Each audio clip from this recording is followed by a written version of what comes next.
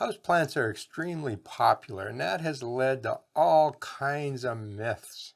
In this video, I'm going to go over 10 different houseplant myths, and it's the first in a two-part series. So in a couple days, I'm going to release a second video, which is Houseplant Myths number 2. And I'll put a link to that one at the end of this video as soon as I release it.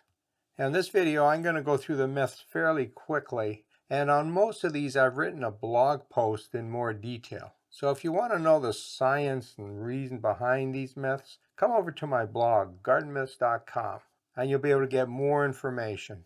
I'll put a link to that in the description below. Now let's get started. Myth number 1. Plants grow faster in big pots. Plants are genetically programmed to grow at a certain rate.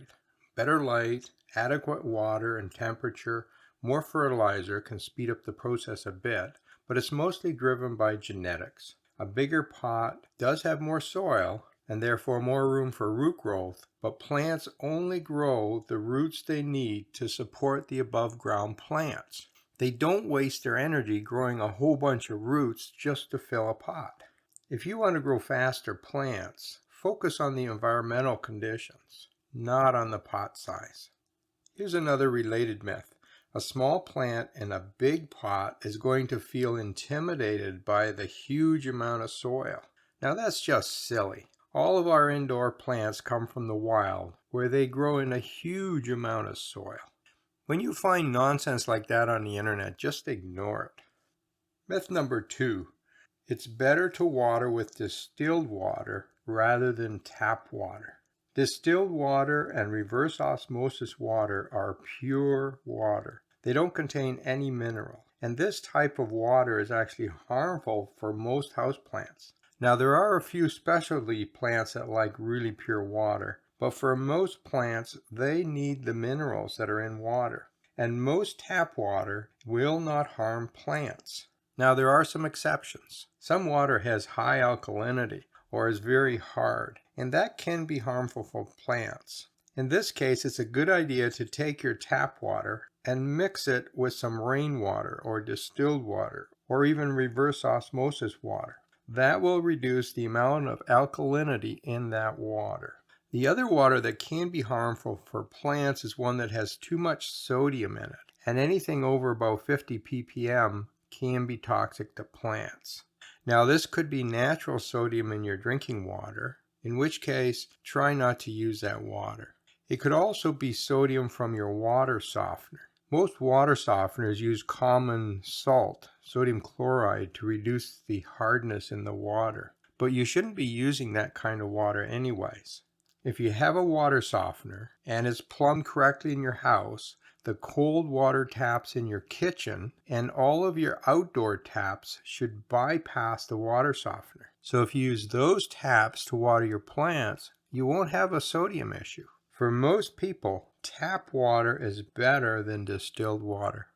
Myth number 3. Tap water contains harmful chlorine. This is a very common myth without any basis. Municipalities treat their drinking water with either chlorine or something called chloramine. Neither one of these are a problem for houseplants. Chlorine, in fact, is an essential nutrient for plants, and they do need a small amount. The amount of chlorine and chloramine that's in our drinking water is way below the level that will harm plants. So don't worry about it. So if your tap water is chlorinated, it's fine for plants. Myth number 4. Let water sit overnight before using it. Some people do this to allow it to degas the oxygen, and others do it to let the chlorine get out of the water. Well, neither of these are a problem. It is a good idea to water your plants with water that is around room temperature. So if you get cold water out of your tap, let it sit for a few minutes. But you don't have to let it sit overnight. You don't have to degas it. And as you know, chlorine is not a problem. Myth number 5. A strict watering schedule is best. I see this all the time online. People want to know, how often do I water my plant?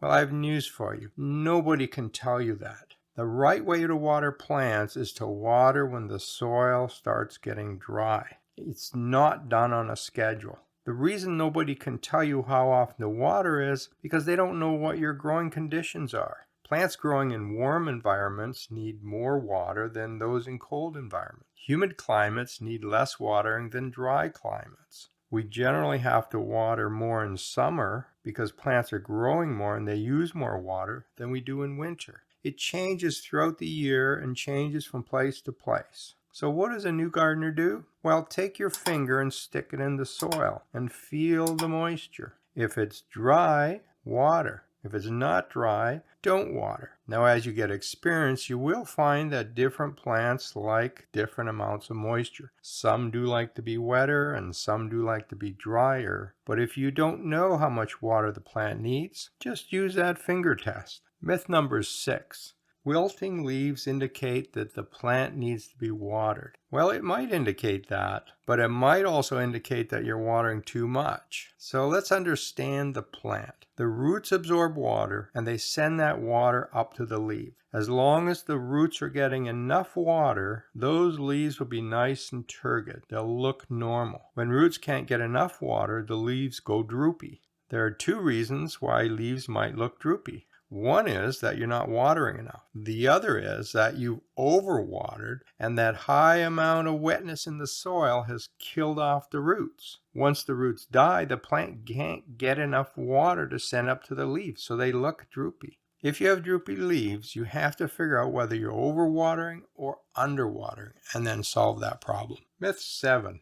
Succulents only need a tiny sip of water. The common advice is that succulents need less water than houseplants. And many people interpret this as meaning that when you water, you only put a little bit of water on it. But that's not what it means. What it means is that when you water, water normally. Get the soil good and wet, but then allow a long time between waterings to allow that soil to dry out. So for succulents, you water normally, but very infrequently. This idea of putting a few drops on every day is not good for any plant. Myth 8. Yellow leaves indicate a dying plant. Well, that may be true, but it could be that the plant is just growing normally. There are lots of reasons why leaves go yellow. One of the important things for you to do is figure out which leaves are going yellow. If it's the leaves at the top of the plant, the latest grown leaves, if they're going yellow, you have a problem with that plant. On the other hand, if it's the lower leaves, the ones at the bottom of the plant that are going yellow, it could just be part of the natural process. So orchids, for instance, the Phalaenopsis orchid, which is very common, has about 4 leaves, maybe up to 6 leaves if it's growing really well. But as it makes a new leaf, a lot of times it will take the lowest leaf and get rid of it. It doesn't need it anymore. So the low leaf starts going yellow, and the plant takes the nutrients in that leaf and takes them out of that and sends it to the tip of the plant for the new leaf. And that's why the leaf is going yellow. All that nitrogen and other minerals have been taken out of the leaf. But that is perfectly normal for that kind of plant. It also happens a lot with our house plants. Our house plants actually want more light than we're giving them in many cases. And so what a house plant will do is it will grow new leaves at the top and get rid of the lower ones because they're not getting enough light. They're being shaded by the leaves above. And there's just too many leaves on the plant. It just can't support that many in that tiny pot. If you have yellow leaves, it's important to know which ones are going yellow. Now, if the top ones are going yellow, there's probably something wrong in the soil. You've either overwatered and killed the roots, or you have some sort of pest attack, or there's some other issue. So the top leaves should not be going yellow. Myth number 9. Sick plants need plant food. I know we like to treat a cold with chicken soup, but when a plant is not doing well, the last thing it needs is fertilizer. Feeding a plant to make it better when that plant has other problems will only harm the plant. You should be feeding plants that are growing well, not the ones that are struggling. Plants that are struggling many times have a root problem, and they don't need more fertilizer. What they need is less watering. Maybe they need more light. Maybe they need more humidity. Maybe they have the pest problem. Find out why they're not growing well. Fix the problem. And once they start to grow, that's when you fertilize. Myth number 10. Increase drainage by adding stones to the bottom of the pots. This is a well-known myth, and it's been around forever. We just can't seem to get rid of this idea. It seems to make so much sense. If you want better drainage, and many plants like better drainage, we put something like stones or pot shards or pieces of charcoal or styrofoam or something in the bottom, and then we put soil above that. And it seems to make so much sense that water would run through faster if we do that. But in fact, it does the opposite. It has the effect of reducing the relative pot size. As it turns out, water does not easily move between particles of different sizes. So what happens is that you put water into your potting soil, it runs down the pot until it gets to the interface between that and the stones in the bottom, and it sits there. And you end up with this wet layer above the stone. I know that doesn't make any sense. It just doesn't feel right, but that's what actually happened. Putting stones in the bottom of a pot actually reduces the amount of drainage in your pot. So leave them out. You want that soil to go right to the bottom of the pot. If you find your soil stays too wet, you have to change the soil. Add some perlite or some sand to that potting mix, and that will increase the drainage. I hope you've enjoyed listening to these myths. If you follow the advice in this video, you will grow better houseplants. And there are many, many more myths. And I've written 2 books, Garden Myths, Book 1 and Book 2. Each one has about 120 different gardening myths. Some for houseplants, but a lot of them for outside gardens. Each book is completely different, and they're both available on Amazon. For more information, click on the link coming up right now.